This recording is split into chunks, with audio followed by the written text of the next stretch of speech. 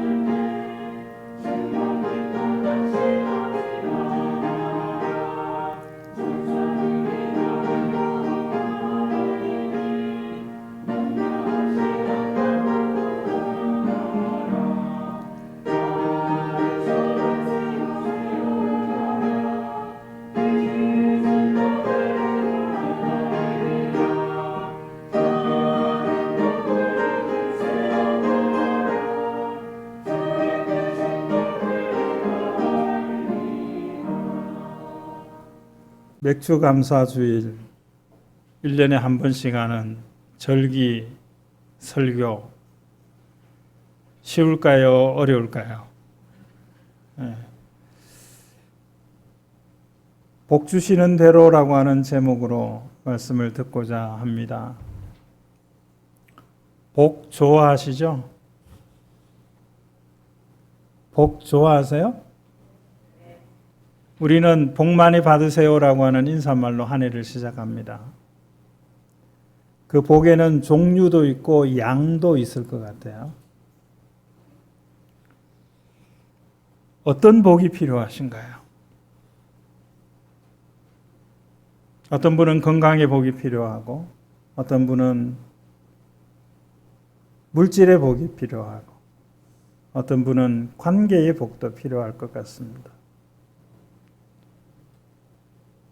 요즘 새로 시작한 드라마에 자폐증을 앓는 사람인데 한 번 보면 읽으면 잊어버리지 않는 사람이더라고요. 복일까요? 그랬으면 좋을까요? 한 번 읽으면 다 기억하는 거예요. 기억한다는 게 뭐예요? 필요할 때 딱 뽑아 쓰는 거예요. 몇 페이지, 몇째 줄. 와, 드라마니까 그렇겠죠. 진짜로 그랬으면 좋겠어요. 지혜의 복, 지식의 복. 어떤 복이 필요하십니까?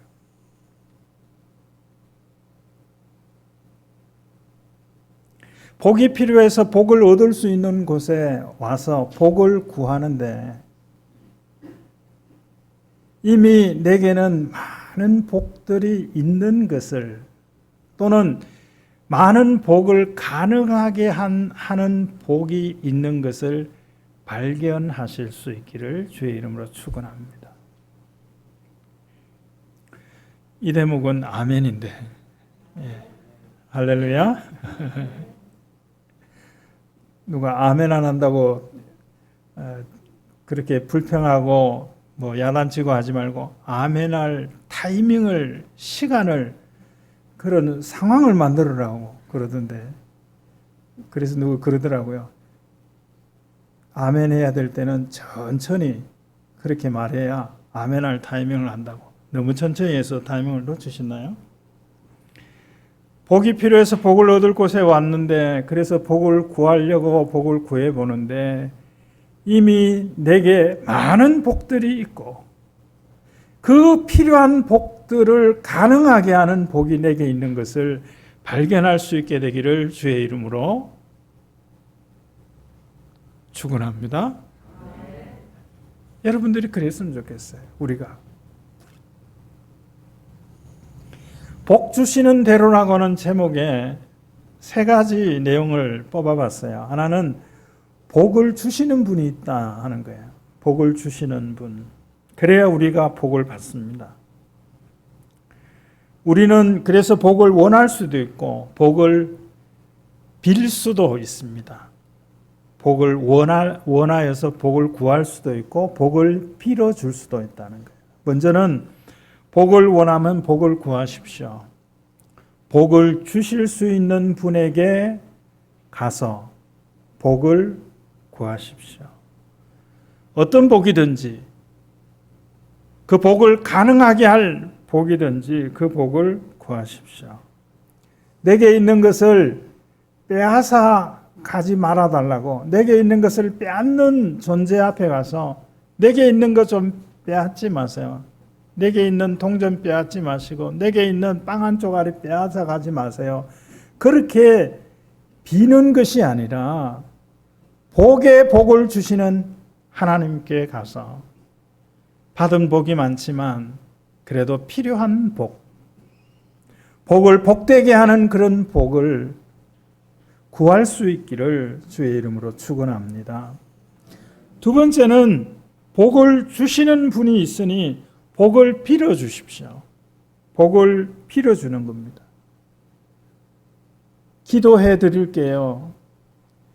기도하고 있어요. 여러분 누군가를 위해서 기도하고 계신가요? 그러면 꼭 이렇게 한 번쯤은 말해 주세요. 내가 당신을 위해서 기도하고 있습니다. 기도해 드리겠습니다. 왜냐하면 말하지 않으면 잘 몰라요. 잘 되기를 바라는 마음으로 복을 빌어주세요. 진심으로. 이것이 그리스도인의 삶의 모습들입니다. 그리스도인은 복을 비는 사람이기만 해서는 안 돼요. 복을 빌어주는 사람이 되어야 합니다. 내게 어떤 종류의 복이 필요하다면 내가 만난 그 사람도 내가 필요한 그 복이 필요할 수 있기에 나에게 복을 주셔서 나를 복되게 하신 하나님, 내가 만난 그 사람도 나와 함께하는 그 사람도 하나님이 복을 주십시오. 복을 비는 데서만 그치는 것이 아니라 복을 빌어주는 것입니다. 그리스도인은 복을 빌어주는 사람이에요. 축복하는 사람입니다.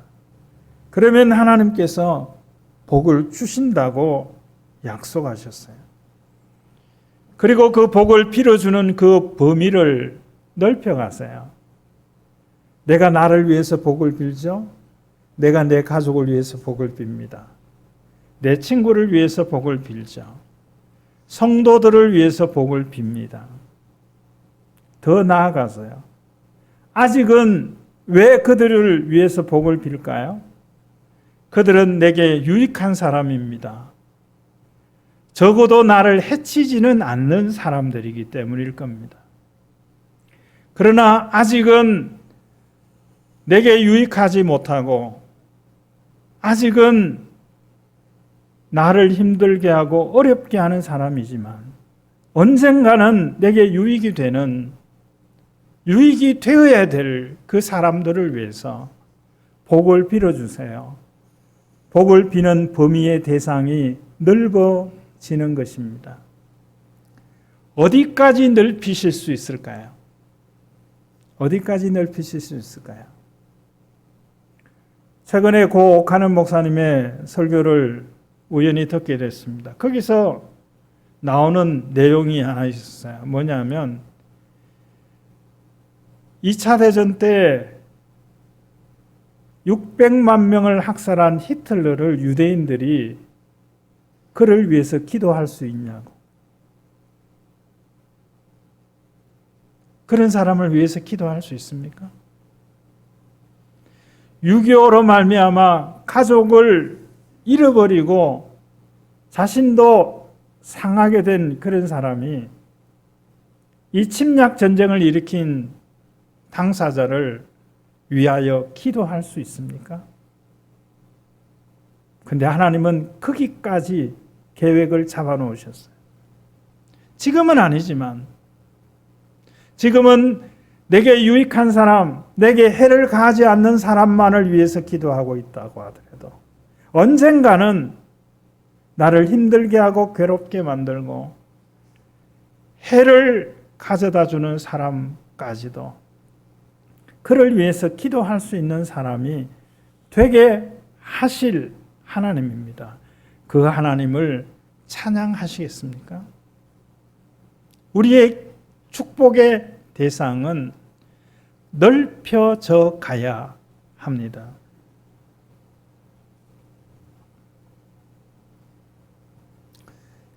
이 일을 함에 있어서 오늘 말씀 가운데 있는 한 단어를 주목할 필요가 있어요.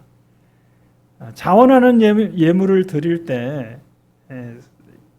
표현한 건데 힘을 헤아려서라는 말이 있어요. 힘을 헤아려서.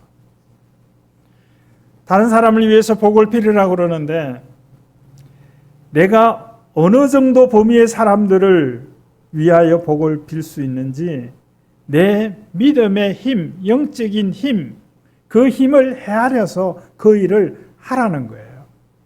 그렇게 하면 돼요. 그렇게만 해도 돼요. 그런데 정말 내가 가진 힘이 이 정도밖에 안 되는 겁니까? 내가 가진 힘이 나를 위하여 기도하는 것밖에 안 되나요? 가족을 위해서 기도하는 것밖에 안 되나요? 성도를 위해서 기도하는 것밖에 안 되나요? 사람들이 나를 이 정도로만 생각할 때 불편해하는 사람이 자기가 자기 자신을 그 정도밖에 생각하지 않고 있지는 않습니까? 복 주신 대로라고 하는 이 말씀 안에 복을 주시는 하나님, 그러기에 그 하나님께 우리가 복을 구하고 그 하나님께 더 많은 사람들을 대상으로 복을 빌어주는 그런 삶을 살아가는 일들에 대해서 생각하고 결심할 수 있기를 주의 이름으로 축원합니다. 두 번째는 복을 받아야 합니다. 복을 주실 때 복을 받아야 돼요. 주시는 복을 받아들여야 합니다. 내가 생각하는 내게 필요한 것과 주시는 분이 생각하는 내게 필요한 것이 일치하지 않을 때도 있어요. 그래서 내게 주셨는데 그걸 안 받는 사람이 있어요. 거부하고 거절하는 사람. 경품 추첨하는 일들을 경험해 보셨잖아요. 보통은 어떤 물건을 하나 들고 요거 받으실 분을 추첨하겠습니다. 그런데 저기는 더 좋은 물건이 있네요. 어떤 생각을 하세요?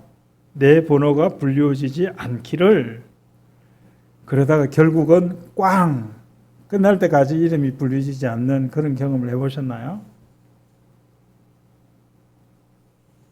주시면 받는 거, 그게 필요합니다. 좋은 것이라서 받는 게 아니고 좋으신 하나님이 주시는 거니까 받는 겁니다.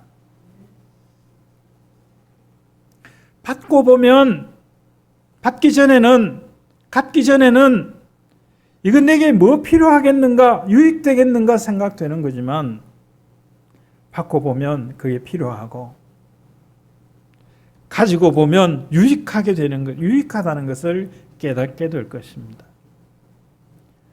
말씀도 그래요. 때로는 이런 때가 있잖아요. 내가 말씀을 읽었어요. 말씀을 들었어요. 그런데 어떻게 저렇게 내 형편과 내 처지와 내 심령 상태에 저렇게 딱 맞는 말씀이 들려질까? 이럴 때가 있죠. 가끔.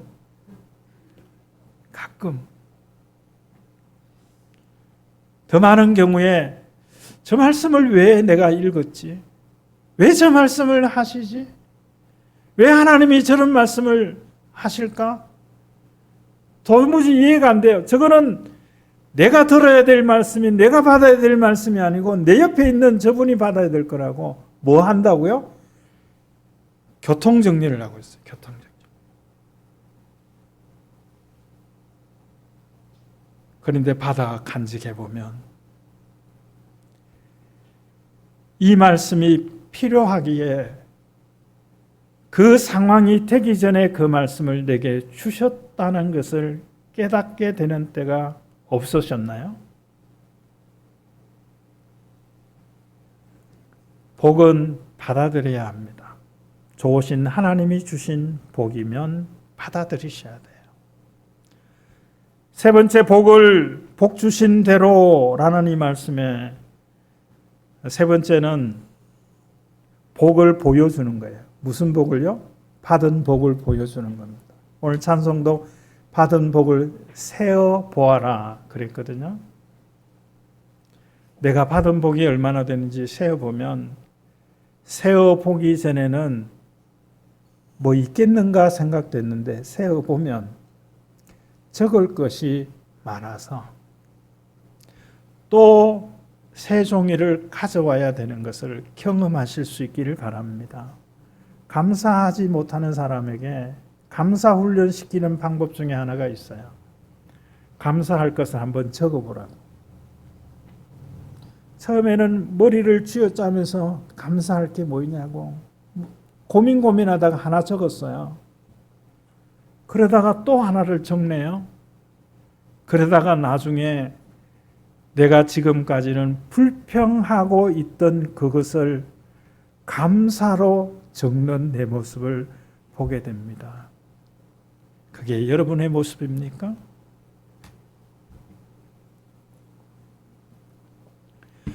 받은 복을 보이는 방법 두 가지를 오늘 말씀하는데 하나는 자원하는 예물을 드리는 거예요. 예물을 드리는 건데 자원하는 예물을 드리는 겁니다.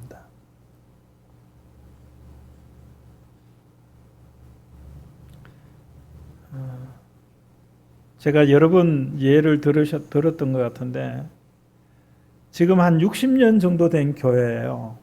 이제 한 더 됐을 거예요. 저 종로에 있는 어떤 교회인데 그 사역할 때 참 절기 때마다 그때 지금도 그렇지만 잘 와닿지 않는 부분이 있었어요. 뭐냐면 그 절기 헌금을 드리는데 그 불문율이 있어요. 원로 장로 얼마, 시무 장로 얼마, 안수 집사는 장로보다 더 많이 하면 안 돼. 이게 불문율 같이 있더라고요. 그리고 헌금, 절기 헌금 한 주 전에 이번 맥주 감사줄 헌금 예산액은 얼마입니다. 주보에 딱 쓰더라고요. 물론 연초에 헌금 수입 예산한 걸 거기다 적었겠지만 저에게는 참 낯설었어요. 자원하는 예물입니다. 자원하는 예물로 너의 받은 복을 보여주어라 그랬어요. 자, 그렇게 할 때 뭐라고 그랬냐면 힘을 헤아려서 그랬어요. 힘을 헤아려서 너의 할 수 있는 힘이 어느 정도인지 헤아려서 네가 받은 복이 어느 정도인지 헤아려서 그것은 그 양을 말하는 게 아닙니다. 그 복의 양을 말하는 게 아니라 그 복을 생각하는 나의 은혜의 양일 겁니다.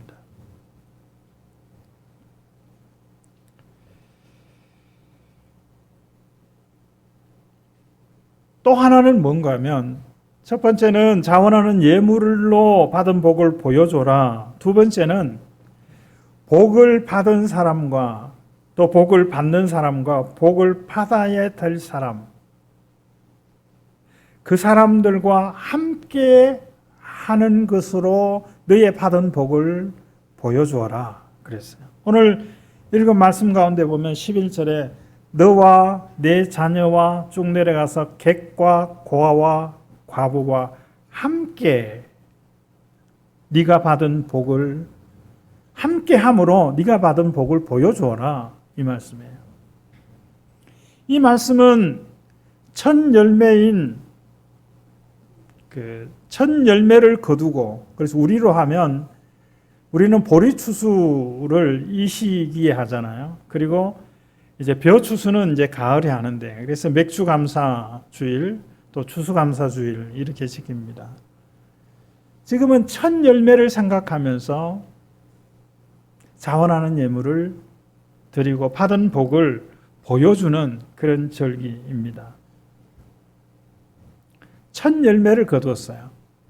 근데 오늘 이 말씀을 읽으면서 13절에 보니까 너희 타작마당과 9절에 보면 7주를 셀지니 곡식의 낫을 대는 첫날부터 7주를 세어 7주예요. 그 질질이 49, 50일. 그래서 오순절이라고도 말하고 칠질절이라고도 말하는 날이 이 시기하고 비슷해요.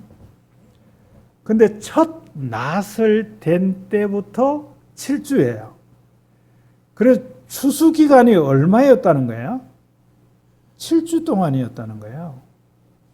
실제로 추수를 그렇게 오랜 기간 동안에 하는지는 제가 확인은 못 해봤지만 한 가지 우리가 기억할 것은 이 말은 무슨 의미일까요? 추수할 것이 많다는 거예요? 적다는 거예요? 많다는 거예요.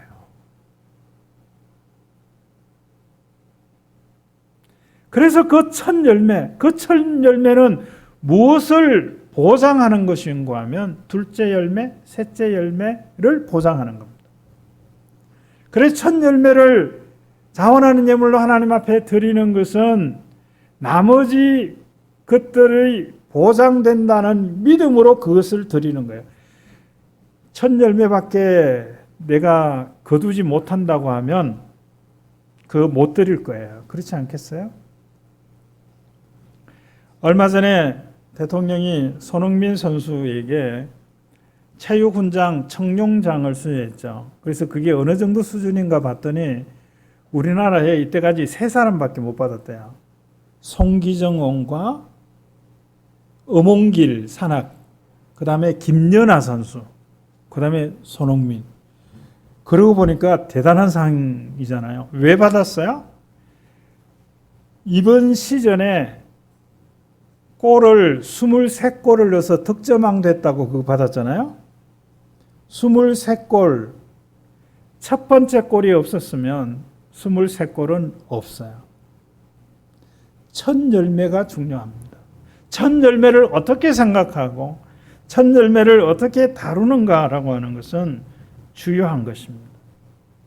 첫 열매를 주시고 첫 열매를 바치라고 하시는 그 하나님, 무엇을 약속하시는 것일까요?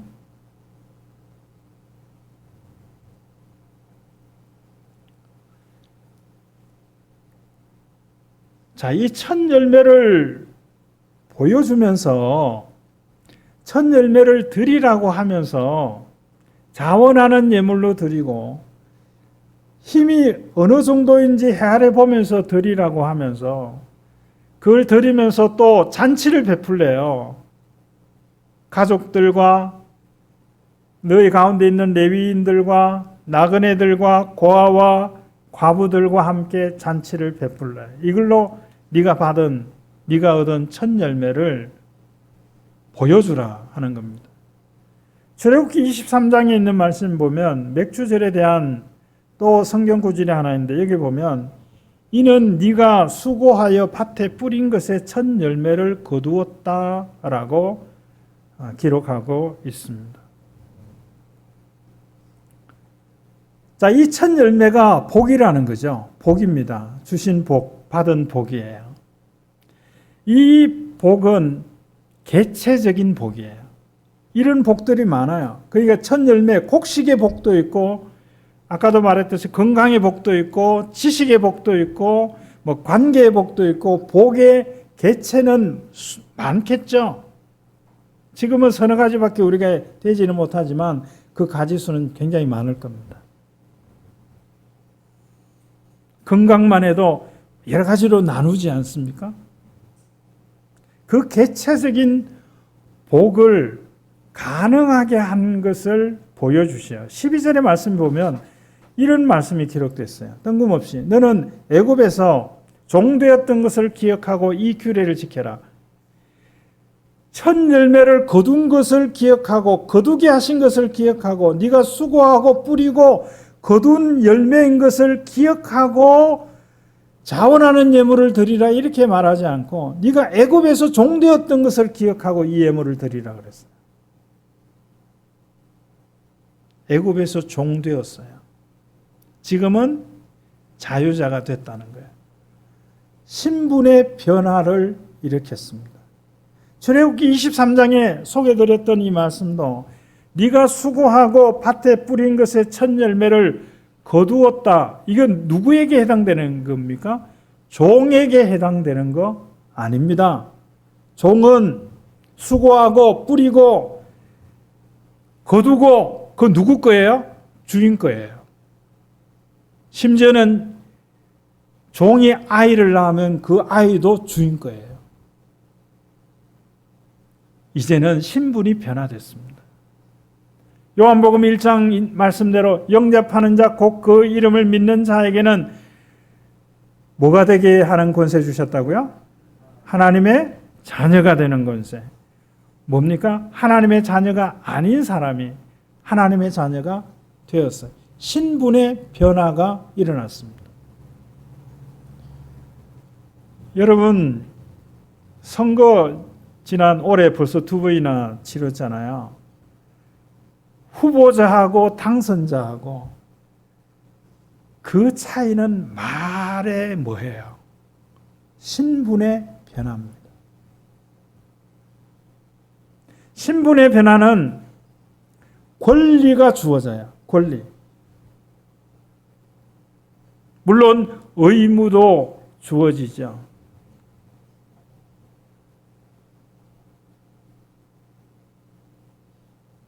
이제는 하나님의 자녀가 됐어요. 수고하고 씨 뿌리면 그것을 얻을 수 있는 사람이 됐어요. 그래서 수고할 수 있었던 것을 감사하는 거예요. 수고의 떡을 먹는 것만 감사하는 것이 아니라 그 수고의 떡을 나눌 수 있도록 내가 수고할 수 있었던 것을 감사해 보십니까? 귀한 거예요.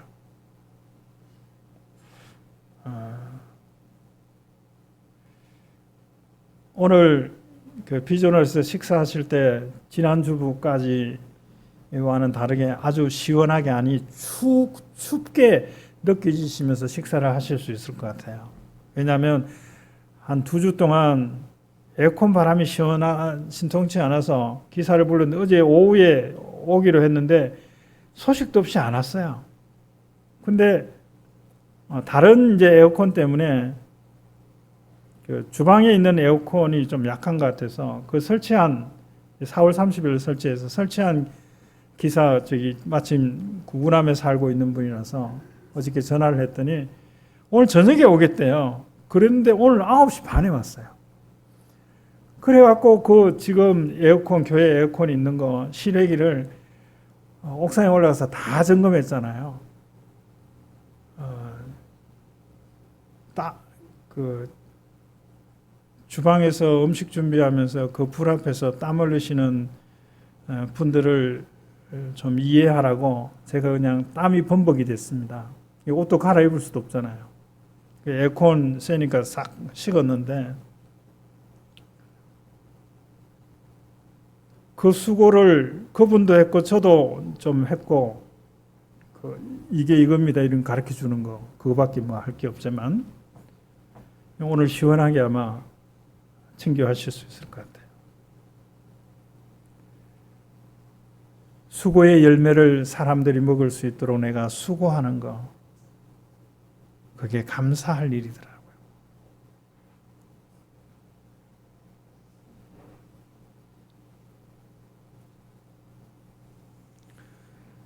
신분의 변화를 확인하면 첫 열매가 없어도 개체적인 복이 있다가 없어지고 아직 주어지지 않아도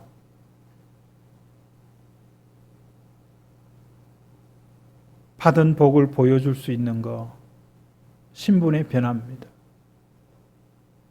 하나님의 자녀 아닌 사람이 하나님의 자녀가 됐어요. 우리가 기뻐해야 될 이유가 여기에 있습니다. 우리가 잔치해야 할 이유가 여기에 있습니다. 우리가 받은 복을 보여주어야 할 이유가 여기에 있습니다. 이 복이 모든 복을 가져오게 하는 복입니다. 이걸 모르면 개체적인 복만 쫓아다니는 거예요. 물질의 복만을 쫓아다니는 거예요. 건강의 복만을 쫓아다니는 거예요. 이거 얻다가 이거 잃어버리고 이거 얻다가 저거 잃어버리고 그럽니다. 그러나 이 믿음의 복, 신분의 변화의 복, 하나님의 자녀가 된 이 복, 이 복을 확보하고 얻은 사람은 모든 복을 가져올 수 있는 권리가 주어져 있습니다. 오늘 함께하는 여러분, 이 복이 있으십니까? 다른 모든 복을 가능하게 한 복, 하나님의 자녀가 된 이 복, 애굽에서 종되었던 것을 기억하라고 말씀하시는 이제는 너는 종이 아니고 이제는 가나안 땅 약속의 땅에서 자유인으로 살아가게 된 것을 기억하라는 거잖아요. 하나님이 우리로 하나님의 자녀 삼으셨습니다. 이 복이 우리에게 있습니다. 이 복 잊지 마시기를 바랍니다. 이 복을 받은 자로서 살아갈 수 있기를 바랍니다. 기도하겠습니다. 하나님께서 우리에게 주신 복, 모든 복들을 가능하게 하시는 하나님을 믿는 이 복, 이 복이 내게 있는 것을 기억하고 늘 이 복을 보여주며 살아가는, 이 복으로 인하여 이 복을 받은 자들과 이 복을 받아야 되는 사람들과 함께 즐기며 살아가는 믿음의 사람들이 다 되어질 수 있게 하옵소서. 지금은 부활이요 생명이신 우리 구주 예수 그리스도의 은혜와 하나님 아버지의 다함이 없는 사랑하심과 성령님의 감동, 감화, 교통, 충만하심이 하나님께서 우리에게 주신 이 믿음의 복을 받았으니 이 복을 보이며 살아가는 성도들 가운데 이제로 영원히 함께 있을지어다. 아멘.